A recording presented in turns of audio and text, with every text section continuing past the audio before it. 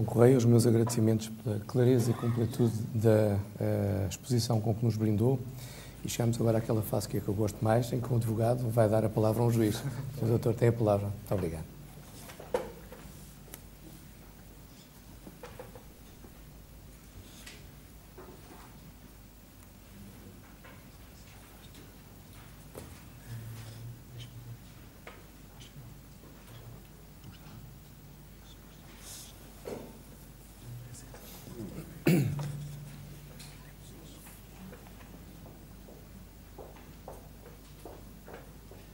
Bom, enquanto não surge.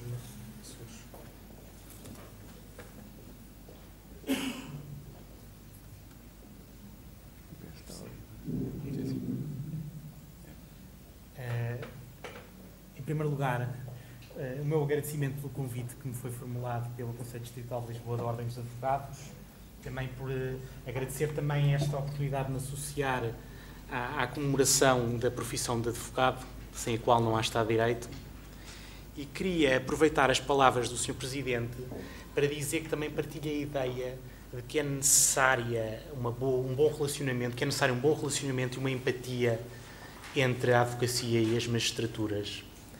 Se noutros países, nomeadamente em países de cultura anglo-americana, essa empatia é extremamente fácil, porque a base de recrutamento das magistraturas está na advocacia e os órgãos de cúpula são únicos.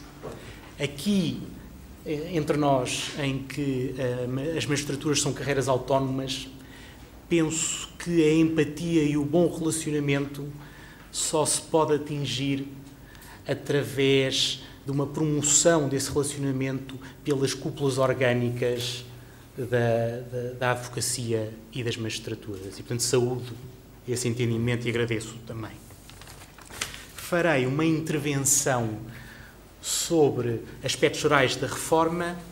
Partilho muitas das ideias da reforma e dos membros da Comissão. Focarei apenas as críticas. Tem aqui um primeiro diapositivo, um primeiro slide em que apresentarei algumas ideias genéricas e depois apresentarei 4 slides focando 4 aspectos particulares. Eu penso que o acesso à justiça em tempo útil é um bem escasso, o que esta ideia convoca logo raciocínios economicistas, utilitaristas, mas por detrás destes raciocínios utilitaristas estão sentimentos de justiça muito importantes. A justiça tem que ser para todos, não apenas para alguns, e em tempo útil. Sendo que dado que a oferta judiciária, a capacidade de trabalho dos juízes, se quiserem, não é totalmente elástica, temos que ter uma preocupação de gestão do trabalho em tribunal de forma a que consigamos atingir este objetivo de acesso à justiça a todos em tempo útil. Agora, isto não é uma novidade, é um problema das últimas décadas. Se calhar agora em que a senhora Troika nos ocupa tanto o espaço mediático e em que se fala tanto de custos de contexto para a economia portuguesa e para as empresas portuguesas, este tema é ainda um tema mais quente do que é costume. Eu diria que nas últimas décadas, e sobretudo agora, o principal objetivo estratégico de uma reforma da justiça ou do processo civil deve ser um objetivo de melhoria da produtividade do sistema judiciário. Sem essa melhoria de produtividade, não conseguimos obter o tal acesso à justiça em tempo útil para todos. A minha ideia é de que o projeto e as propostas do projeto não prosseguem suficientemente este objetivo. Em alguns casos, penso que temos soluções que são vantajosas, uma outra solução eu não aplaudo e uma outra solução não foi adotada e eu penso que podia ter sido adotada. É mais fácil sugerir do que implementar. Ouçam em tom leve aquilo que vos tenho para dizer. Falarei sobre 3 aspectos, aliás, sobre 4 aspectos que têm a ver com a gestão processual, com a simplificação processual, 2 deles, e com a contenção no exercício do direito de acesso à justiça. Alguns respeitam só a oferta judiciária, só à parte dos juízes, das magistraturas. Outros aspectos que têm a ver com o comportamento de ambos os intervenientes processuais, advogados, juízes. Outros, os últimos, têm mais só a ver com a forma de trabalho dos advogados. Avancemos para o aspecto da gestão processual. Aqui há uns anos foram aprovados uns princípios de processo civil, princípios transnacionais de processo civil. São uma espécie de consenso para lá que abarca ambos os lados do Atlântico, quer os Estados Unidos, quer os países da Europa, sobre quais são os princípios, as regras básicas que devem nortear o processo civil. E no artigo 14 destes princípios foi consagrado um dever de gestão processual, com discricionariedade. Há um consenso internacional entre as boas nações, se quiserem, no sentido de que a eficácia, a produtividade e a qualidade da resposta judiciária só se consegue obter depositando alguma discricionariedade de um juiz.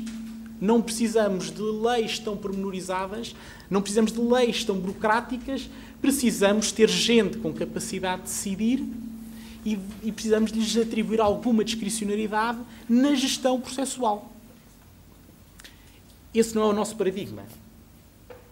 É mais o paradigma anglo-americano.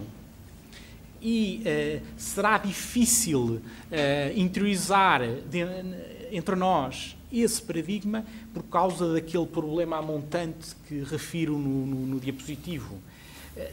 Nós temos uma cultura judiciária mais formalista, de há muito tempo, e essa cultura judiciária é também facilitada pelo facto de termos uma carreira judicial autónoma.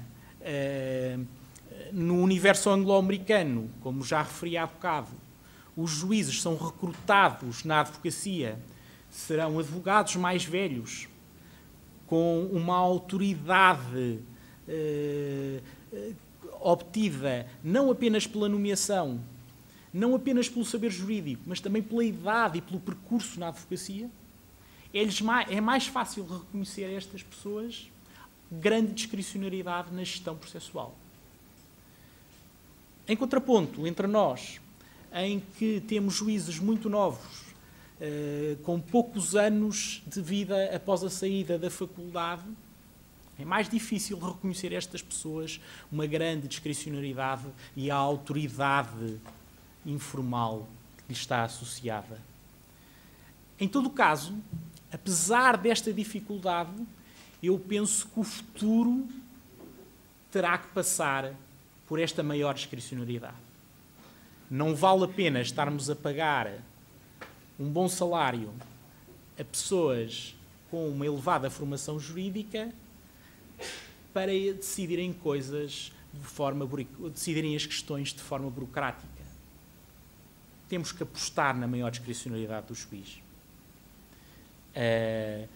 Podemos, de forma talvez mais eficaz, alterar os programas, os conteúdos da disciplina do Centro de Estudos Judiciários, tentar conformar os critérios das inspeções judiciais.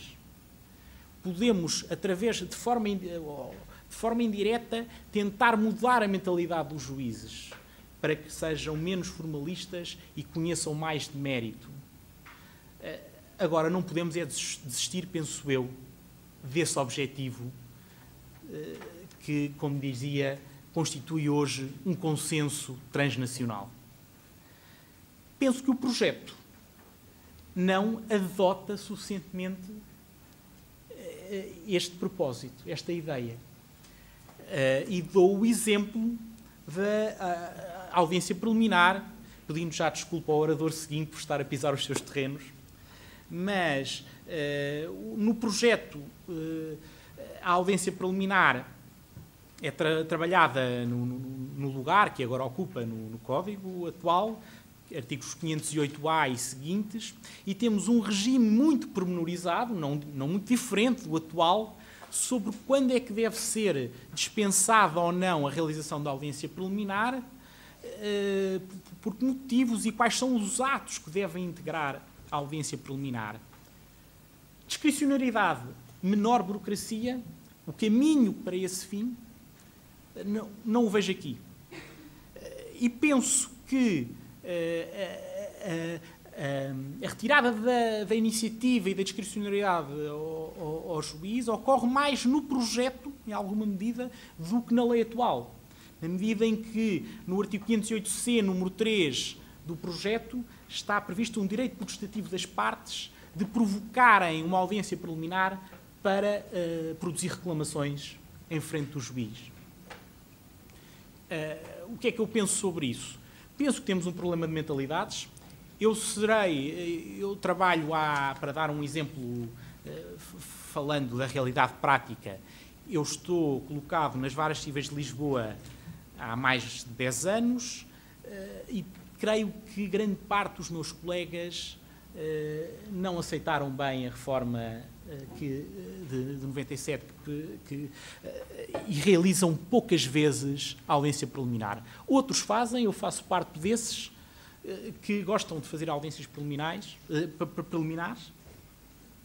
mas, apesar de gostar de fazer audiências preliminares, faço uma gestão em concreto, processos muito simples, em que eu sinto que perderei muito tempo na realização de uma audiência preliminar sem obter grandes ganhos. Imaginem uma ação de despejo em que eu apenas quero fazer um quesito, o quesito de que já não é residência permanente, o locado já não é residência permanente. Eu não vou convocar os advogados para esse efeito, perder uma manhã ou uma tarde de trabalho para fazer um quesito. Não tenho ganhos suficientes, porque se eu, em vez de perder essa manhã ou essa tarde de trabalho com a audiência preliminar, estiver a ocupá-la com outras coisas, conseguirei tramitar mais ações e cumprir o tal desiderato de acesso à justiça em tempo útil para todos. É o que está em jogo. O que está em jogo não é o trabalhar mais ou menos. O que está em jogo é todos poderem ter acesso à justiça em tempo útil. Como digo, a montante deste problema está o problema da cultura judiciária formalista e da rejeição por grande parte dos magistrados da ideia da audiência preliminar, que é uma ideia que eu gosto muito. Em todo caso, penso que a reação a esse problema poderá ser uma reação através de inspeções judiciais, através dos conteúdos programáticos do Centro de Estudos Judiciários, mas não deve ser uma reação que traga maior burocracia e que dificulte o trabalho daqueles que gostam de fazer audiências preliminares. Segundo aspecto, em que se joga não apenas o trabalho do juiz, mas também o trabalho dos advogados. No projeto, o tema é o tema da conexão entre o procedimento cautelar e o processo principal e da possibilidade de dispensa de um processo principal quando ele é puramente formal. Hoje em dia, essa possibilidade existe no regime processual experimental e existe no regime da alocação financeira. Artigo 16 do regime do processo experimental, artigo 21, número 6 ou 7, agora não sei de cor, do regime da alocação financeira. Como é que é o regime atual para estas pequenas hipóteses de processo? Temos a instância cautelar e dentro da instância cautelar temos uma pequena instância em que é possível fazer uma antecipação do juízo sobre a causa principal. Realizada essa antecipação do juízo sobre a causa principal, já não temos instância principal. Temos duas pequenas instâncias declarativas, a cautelar e o enxerto sobre a antecipação do juízo no âmbito da instância cautelar. No projeto, com uma inovação que é da inversão do contencioso, a que o Dr. João Correia já fez referência, não sei se todos estão familiarizados com esta nova ideia. A ideia é de que é um regime relativamente parecido com este regime que foi introduzido entre nós com o processo experimental. A ideia é de que existe a instância cautelar. No âmbito desta instância cautelar há uma pequena instância em que se dispensa a propositura da ação principal pelo requerente da província cautelar. mas, apesar desta dispensa da propositura da ação principal, poderá ainda vir a ocorrer uma ação principal já não intentada pelo requerente, mas intentada pelo requerido na providência cautelar, com uma inversão do contencioso. O que é que se passa com esta solução? Podemos passar a ter 3 instâncias declarativas. A cautelar, a instância de dispensa de propositura e depois a própria ação principal. A experiência que eu tenho é de que, quando as matérias são matérias de grande conflitualidade, todas as instâncias são percorridas e com recurso, se possível. Hoje em dia tenho 2 instâncias, no projeto de reforma passa a ter 3 e todas elas com possibilidade de recurso. Acesso à justiça em tempo útil para todos. Acho que não será a melhor solução e, portanto, é essa a crítica que deixo aqui. Sei que isto não é uma inovação que, porventura, tenha sido... esta sugestão é uma sugestão que não sei se será acarinhada de forma tão intensa por todos os membros da Comissão de Reforma. Num debate anterior, pelo menos, isso ficou um bocado no ar. Em todo o caso, é o projeto, e eu faria esta crítica ao projeto, que não é, aliás, uma crítica só minha.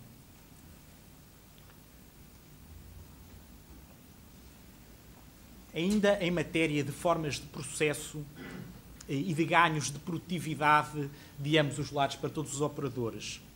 Tal tema que também já foi abordado pelo Dr. João Correia, da pluralidade de formas de processo. Hoje em dia temos muitas formas de processo declaratório, ordinário, sumário, sumaríssimo, as AECOPs, todos saberão o que é a sigla, portanto dispensam que o processo experimental, temos o processo de trabalho. Estes regimes são já plúrimos, são acompanhados de uma sucessão temporal. Nós não temos uma forma de processo ordinária. Temos a forma de processo ordinária anterior a 97, temos a forma de processo ordinária posterior a 97, entretanto, ao nível do regime de audiência preliminar, houve logo alterações. Temos, nos diferentes regimes do processo sumário, sumaríssimo, etc., diferentes regimes que se sucedem no tempo. Estes regimes de forma de processo declaratório, sobretudo da perspectiva aos olhos da advocacia, são regimes que envolvem formas de tributação. As formas de tributação, os tempos para pagamento das taxas de justiça, com notificação ou sem notificação, com regras mais preclusivas ou regras menos preclusivas, não são os mesmos nestas diferentes formas de processo declaratório e nas suas diversas sucessões temporais. A que acrescem as próprias sucessões temporais dos regimes de tributação. Muitos deles estabelecidos não por lei, mas sim por portaria. É o caos. Esta complexidade processual gera perdas sistémicas de produtividade a nível de todos os operadores judiciários. É uma causa de atraso social e económico gritante. Se há coisa que poderíamos apresentar à Sra. Troika, seria um compromisso de unificação processual extremo e um compromisso que abrangesse todo o arco de partidos de governo, no sentido de que não haveria intervenções relativas sobre formas de processo durante um período temporal relativamente longo. Esta simplificação máxima tem custos. O prazo de contestação para um processo sumaríssimo não deverá ser o mesmo do prazo de contestação para um processo ordinário. A simplificação total, a harmonização total, implica concessões recíprocas. Eu sou daqueles que estou disposto a essas concessões, a ter um regime unitário que seja menos perfeito para os casos que estão nos extremos, mas com grandes ganhos de produtividade e sem estas perdas sistémicas. Porque somos todos nós, operadores judiciários, que estamos constantemente a tentar perceber qual é que é a lei que está aplicável, a lei que é aplicável. Não será tanto estudar a doutrina que nos faz falta. Neste momento o tempo é todo consumido a conhecer as leis e as portarias. É uma infelicidade. Portanto, a minha sugestão é de uma única forma de processo declaratório comum, abrangendo também a legislação do trabalho, a par do procedimento de injunção. Se formos fazer um bocado de benchmarking, parece que a solução germânica passa muito por isto. Em situações em que se antevê que não haverá grande conflitualidade, grande contestação, temos o regime simplificado de injunção, com possibilidade de depois passar para uma fase com a intervenção do juiz. Quando, à partida, o autor verifica que é melhor partir para uma ação declaratória comum, basta uma única forma de processo, sendo que existe a maleabilidade, já hoje prevista, de duplicação dos prazos ou de alargamento dos prazos em casos considerados mais difíceis. Mais um ponto, e termino com este ponto para não retirar o espaço ao debate. Este ponto tem menos a ver, se calhar, com o trabalho do juiz e mais a ver com a forma de trabalho dos advogados. Já foi focada também pelo Dr. João Correia, como um dos objetivos da reforma, a ideia de concentração no regime substantivo com uma correspondente diminuição da extensão dos articulados, uma modificação da forma de alegação. O que é que eu penso? Penso que o excesso de procura judiciária, nós temos um problema de falta de resposta do sistema judiciário, dificuldade de acesso de todos à justiça.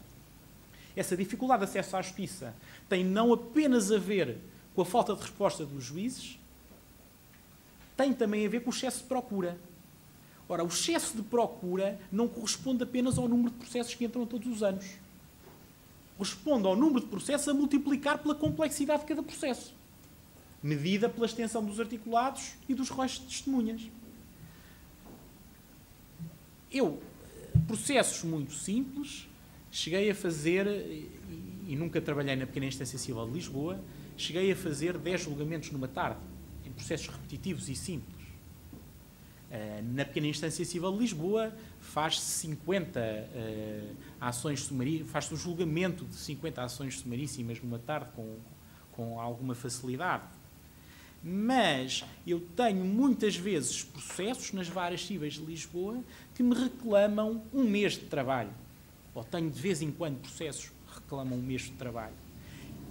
A procura, para quem quer gerir a máquina e obter ganhos de produtividade, a procura não pode ser analisada pelo número de processos, mas também pela complexidade de cada processo. E os números da Justiça são ainda números muito fracos, que apenas denotam o número de processos. A reforma do mapa judiciário é uma reforma com pouquíssimas ferramentas. Veremos o que é que se consegue fazer. O que é que isto significa? Falo aqui da captura da oferta por alguns cidadãos ou empresas. A ideia de captura é uma ideia utilizada pela Law and Economics, de inspiração norte-americana. Mas queria-vos chamar a atenção, volta a um ponto que já referi de início, que o que está aqui em jogo não é apenas um raciocínio utilitarista. Porque quando algumas partes, quando alguns clientes da Justiça apresentam articulados extensíssimos, o problema não é um problema apenas do Estado. O problema é um problema dos concidadãos que ficam sem a mesma oportunidade de acesso à justiça. Não é um problema de controle da despesa pública, se quiserem, para simplificar. É um problema de termos justiça para todos. Porque se há alguns que conseguem capturar, conseguem obter a atenção do juiz através de megaprocessos, outros não terão a oportunidade de aceder a tribunal. E há franjas da população mais visadas que outras. Os cidadãos mais ricos e as empresas de maior dimensão terão uma maior capacidade de acesso à justiça. As pessoas que podem beneficiar do apoio judiciário talvez continuem a ter alguma possibilidade de acesso à justiça. Mas a classe média e as pequenas empresas pensará 2 vezes antes de dirigir ao seu advogado. Porque sabem que o sistema de justiça é um sistema lento, está ocupado com muitos processos, e com muitos processos complexos, extensos e com muitas testemunhas, não vale a pena investir. Um cidadão comum, um cidadão de classe média e uma pequena empresa optará frequentemente por não ir ter com o seu advogado investindo dinheiro para pagamento de taxas de justiça, para pagamento de honorários de advogado. Este problema, que é um problema de distribuição do direito de acesso à justiça, distribuição pela generalidade da população, também afeta a população dos advogados. Este problema do excesso de complexidade do processo e da captura da oferta é um problema que também pode criar classes dentro da própria advocacia. Prejudicados serão os pequenos advogados liberais. Os que são clientes de grandes empresas continuarão mais facilmente a ter clientela. Os que trabalham, sobretudo, através do regime do apoio judiciário, continuarão, talvez, a ter clientela. Os que têm como clientes a classe média e as pequenas empresas, nos próximos tempos, terão mais dificuldades. O que é que nesta reforma estamos a fazer para tentar evitar isso? Sugestão. Benchmarking. Na Alemanha, temos a seguinte mentalidade. Temos articulados muito sintéticos com uma estrutura tripartida, sem prejuízo também haver fenómenos de megaprocessos já em todo o mundo. Mas temos uma mentalidade de estruturação dos articulados de forma tripartida. Alega-se, num mesmo parágrafo, a norma jurídica, invoca-se a norma jurídica, de forma muito sucinta, o facto correspondente e logo a seguir os meios de prova correspondentes a esse facto. Logo a seguir, nova norma jurídica, os factos correspondentes e os meios de prova. Com esta necessidade de não apenas indicar meios de prova para cada facto, e não apenas no final do articulado, mas também indicar a norma correspondente a cada facto, consegue-se sintetizar muito mais as peças processuais. É difícil obter isto, eu sei, mas benchmarking, fica aqui este apontamento. Outro apontamento de comparação jurídica com práticas estrangeiras.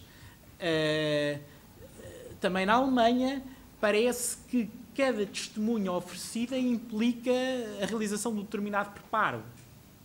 E são raras as inquirições de testemunhas. Inquirem-se muito menos testemunhas do que se inquirem entre nós. Se tenho que pagar, só arrolo as testemunhas essenciais.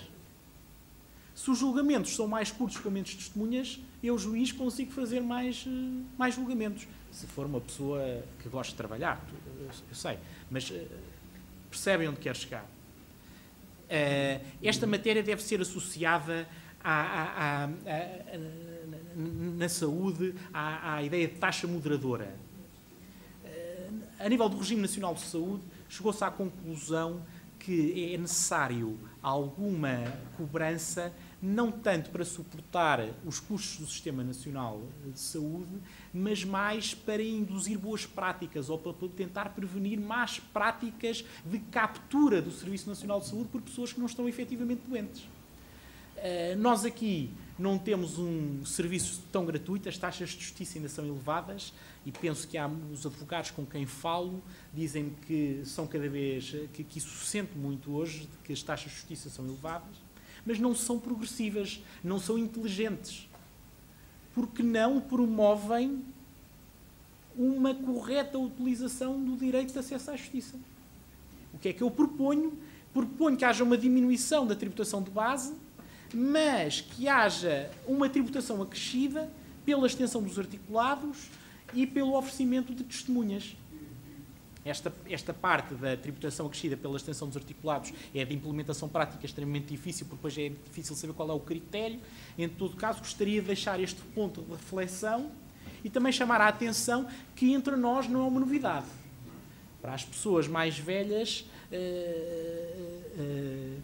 não será seguramente uma novidade, porque na contabilização antiga as folhas do processo eram contabilizadas e também sempre houve a ideia de preparos para testemunhas.